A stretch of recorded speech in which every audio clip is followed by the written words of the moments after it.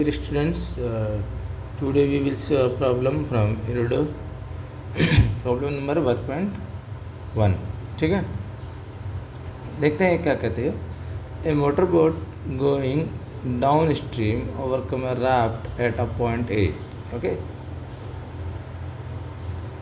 T is equal to कुछ दे रखा है. Later it turn back and after some time pass the raft at a distance L is equal to 6 km from the point A. Find the flow velocity. Assume the duty of the engine to be constant. ये question कुछ ऐसे कह रहा है कि एक river है जो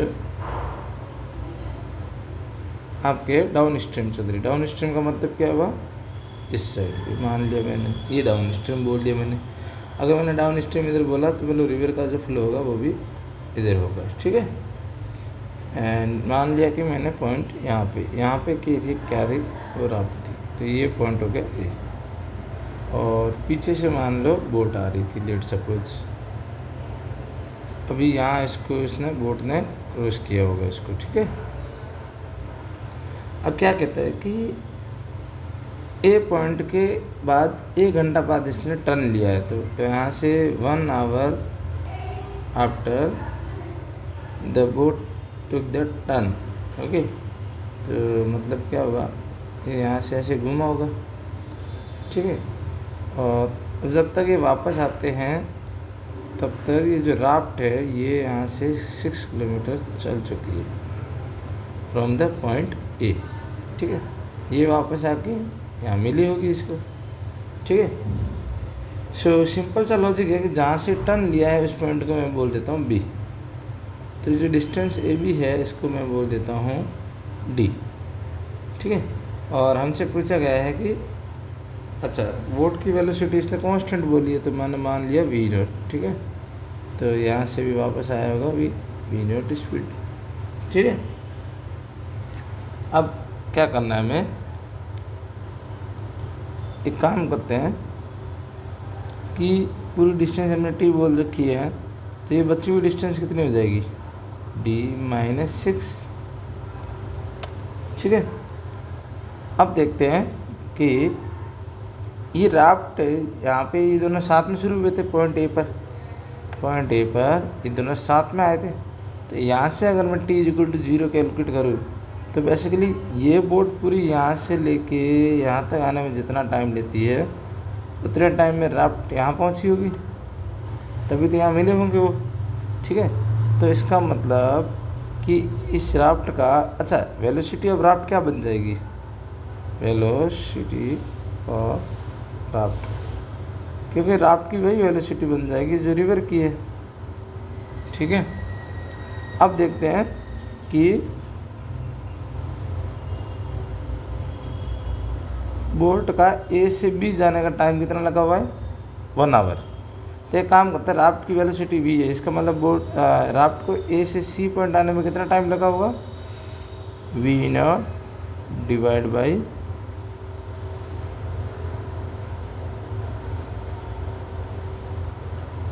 नहीं, टाइम निकालना है हमें 6/वी नॉट.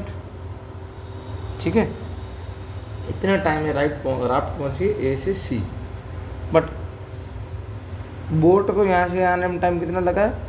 बोट को पहले ए से बी गया है, तो इसको टोटल टाइम लगा 1 आवर.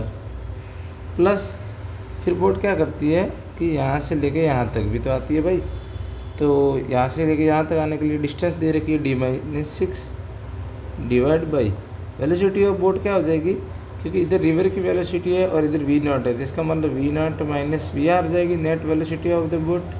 ठीक है, ये आ गई आपकी इक्वेशन नंबर 1. इक्वेशन 2 किसको बोलते हैं हम लोग?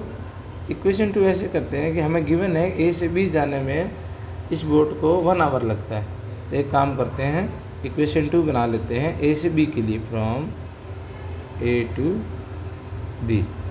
तो ए टू बी जाने में जो बोट की स्पीड होगी वो कितनी हो जाएगी? V naught plus V R. तो अगर मैं टाइम निकालूँ, यहाँ से 1 आवर दे रखा है, डिस्टेंस है डी, और बोट की वेलोसिटी हो जाएगी V naught plus V R. तो यहाँ से मुझे मिला D equal to V naught plus V R. ये हो गई आपकी इक्वेशन नंबर 2। ठीक है, एक काम करता हूँ मैं, इसकी वैल्यू यहाँ पे यूज कर लेता हूँ। तो अगर आप ध्यान दें तो तो यहाँ पे देखो 6/V0 1 plus V0 minus V R minus 6 divide by V0 minus V R. तो अगर मैं इसको फर्दर कैलकुलेशन करता हूँ तो 6/V0 equal to V0 minus V R plus V0 minus V R minus 6 divide by V0 minus V R. तो यहाँ से क्या कट गया आपका, वी आर कट गया। और अगर मैं आगे इसको कैलकुलेट करूँ तो 6V0 minus 6VR equal to V0 square 2V0 square minus 6V0। तो यहाँ से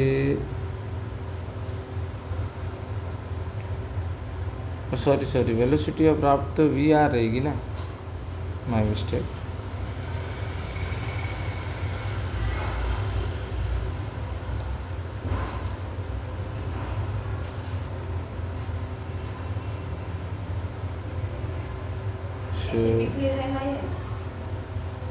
हाँ, तो 6/VR। तो अगर मैं यहाँ से मल्टीप्लाई करूँ तो 2V0 square 2V0 into VR हो जाएगा और माइनस 6VR। तो यहाँ से ये कट जाएगा और एक V0 से V0 कट जाएगा तो 6 इजिकल टू 2VR बचेगा। तो VR इजिकल टू आ जाएगा आपका 3 kilometre per hour. That is the answer for the velocity of the river. ठीक है।